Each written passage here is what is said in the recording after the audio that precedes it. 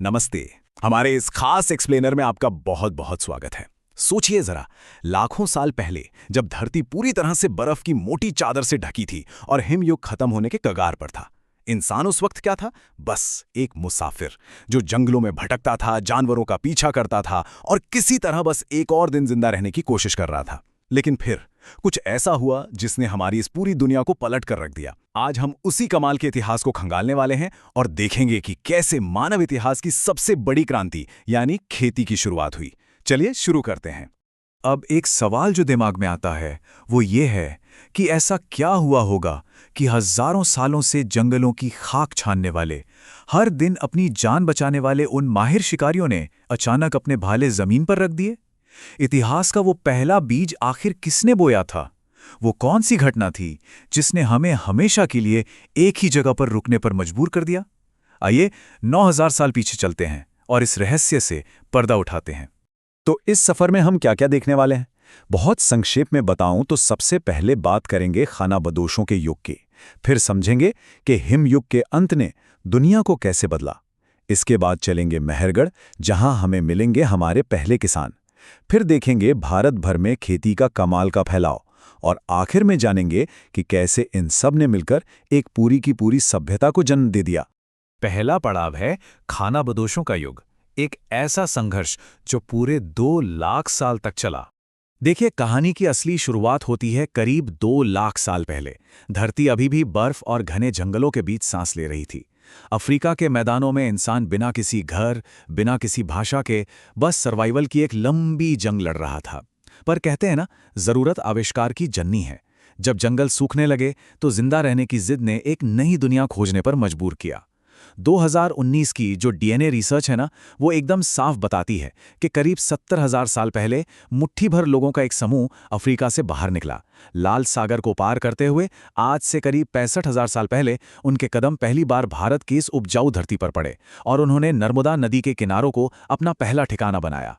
और फिर धीरे धीरे ये शुरुआती घुमंतू लोग कश्मीर की ठंडी वादियों से लेकर नीचे दक्षिण में नीलगिरी के पहाड़ों तक फैलते चले गए। नेचर के हर राज को जानने वाले ये शानदार शिकारी अब ये समझ चुके थे कि कौन से मौसम में क्या होता है, कौन सी मिट्टी काम की है और कौन से जानवर भरोसेमंद हैं। भीमबेटका की गुफाओं में बने उन चित्रों को देखिए जिनमें शिकार और जश्न मनाते लोग दिखते हैं, या उनके बनाए वो पत्थर के औजार। ये सब गवाही देते हैं कि वो लोग अब सिर्फ सरवाइव नहीं कर रहे थे, बल्कि इस पूरे इलाके और अपने पर्यावरण के मास्टर बन चुके थे। अब आते हैं दूसरे पड़ाव पर, हिमयुग का अंत, यानी उस महान पिघलाव की शुरुआत जिसने सब कुछ बदल दिया। तो हुआ यूं कि आज से ठीक 12,000 साल पहले धरती के मिजाज में एक बहुत बड़ा बदलाव आया। हजारों सालों से जमी हिमालय की जो बर्फ थी ना, वो अब पिघलने लगी थी। वैज्ञानिक इसे होलोसीन वार्मिंग कहते हैं। बर्फ पिघली तो पहाड़ों से नई नई नदियां फूट पड़ी, और ये नदियां अपने साथ क्या लाईं? बेशकीमती, एकदम उपजाऊ मिट्टी जो सिंधु और गंगा के मैदानों में फैल गई। सूखी घाटियां फिर से हरी भरी हो गईं। सच कहूं तो प्रकृति ने इंसान को एक बहुत ही शानदार मौका दे दिया था। अब ये जो बदलाव था ना, ये घुमंतू जिंदगी और एक जगह बसने के बीच का सीधा सीधा अंतर था। पहले क्या था? मौसम बिल्कुल मनमौजी था, कुछ पता नहीं होता था। लेकिन अब हर साल एक तय समय पर बारिश होने लगी थी, सूरज चमकने लगा था, मौसम का एक रूटीन बन गया था। इसी स्थिरता ने हमारे पूर्वजों के दिमाग में एक बत्ती जलाई कि भाई, अगर हर साल मौसम ऐसा ही रहने वाला है तो फिर दर दर भटकने की क्या जरूरत है। अब उन्होंने भागदौड़ छोड़कर नदियों के किनारे रुकना और हर साल वही उगने वाले जंगली पौधों को पहचानना शुरू कर दिया। बेलन घाटी जैसी जगहों पर मिले राख से भरे चूल्हे हमें बताते हैं कि अब वो जो कच्ची झोपड़ियां थीं, वो पक्के घरों में तब्दील हो रही थी। चलिए बढ़ते हैं तीसरे हिस्से की तरफ, मेहरगढ़ के पहले किसान। यहीं बोया गया था उस बड़ी क्रांति का पहला बीज। तो अब सवाल उठता है कि जब इंसान ने एक जगह टिकना सीख लिया तो क्या उससे अचानक मिट्टी का मिजाज भी समझ आ गया? इसका बड़ा ही दिलचस्प जवाब मिलता है 1974 में।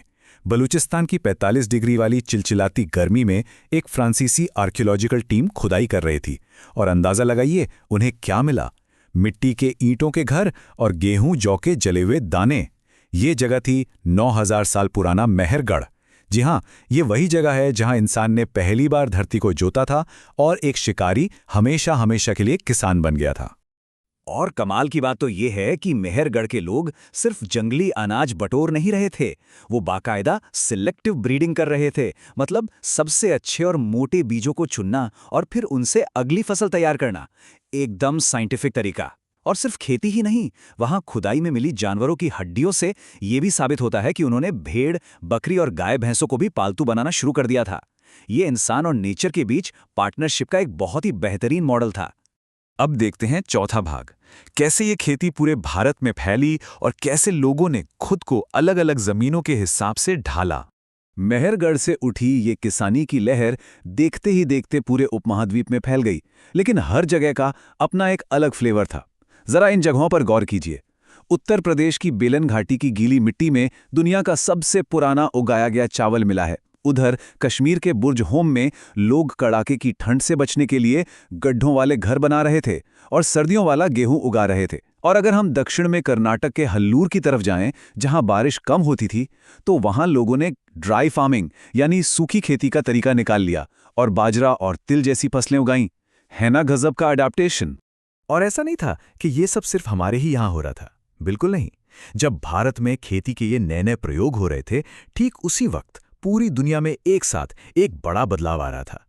मिडिल ईस्ट के फर्टाइल क्रेसेंट में गेहूं लहलहा रहा था, चीन की यांगजी नदी के पास धान की खेती हो रही थी, मेक्सिको में जंगली घास धीरे धीरे मक्के में बदल रही थी, और उधर एंडीज पहाड़ों की बर्फीली हवाओं के बीच लोग आलू उगाना सीख रहे थे। पूरी दुनिया मानो एक साथ जाग रही थी। और अब आते हैं अपने आखिरी हिस्से पर, सभ्यता का जन्म। ये कहानी सिर्फ फसल काटने तक नहीं रुकी, बल्कि बहुत आगे गई। आप देखिए, खेती ने एक कमाल का डोमिनो इफेक्ट शुरू किया। एक के बाद एक चीजें बदलती गईं। जब खेतों से जरूरत से ज्यादा अनाज पैदा होने लगा, यानी सरप्लस होने लगा, तो उसे रखने के लिए जगह चाहिए थी। तो हड़प्पा और मोहनजोदाड़ो जैसी जगहों पर बड़े बड़े अन्न भंडार यानी ग्रेनरीज बनाई गईं। अब जब पेट भरा था और अनाज एक्स्ट्रा था, तो बार्टर सिस्टम और व्यापार शुरू हो गया। इसका सबसे बड़ा फायदा ये हुआ कि अब हर इंसान को खेत में पसीना बहाने की जरूरत नहीं थी। कामों का बंटवारा हुआ और यहीं से एक सिस्टमैटिक समाज और प्रशासन की नींव पड़ी।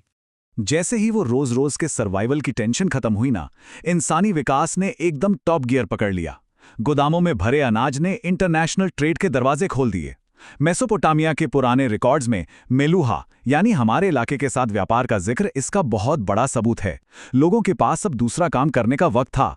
शानदार मिट्टी के बर्तन बनने लगे, तांबे के औजार बनाए जाने लगे, कीमती पत्थरों पर नक्काशी होने लगी। जो खाली समय मिला उसने कला और संस्कृति को एक नई ऊंचाई पर पहुंचा दिया। खेती ने इंसान और प्रकृति के बीच एक बहुत ही गहरा, एक आध्यात्मिक सा रिश्ता भी जोड़ दिया था।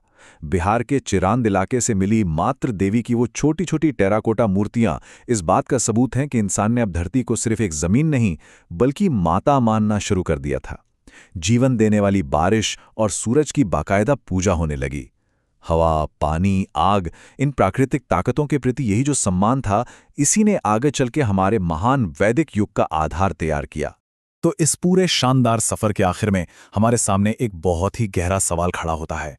जरा सोचिए, क्या हमारे पूर्वजों ने 12,000 साल पहले सिर्फ फसल उगाना सीखा था, या फिर असल में उस गीली मिट्टी में गिरे उन प्राचीन बीजों ने इस पूरी की पूरी मानव सभ्यता को ही उगा दिया था? आज हम जिन शहरों में रहते हैं, जो कला और विज्ञान हम देखते हैं, वो सब उसी एक छोटे से बीज का नतीजा है। इस कमाल के एक्सप्लेनर में हमारे साथ बने रहने के लिए आपका बहुत बहुत शुक्रिया।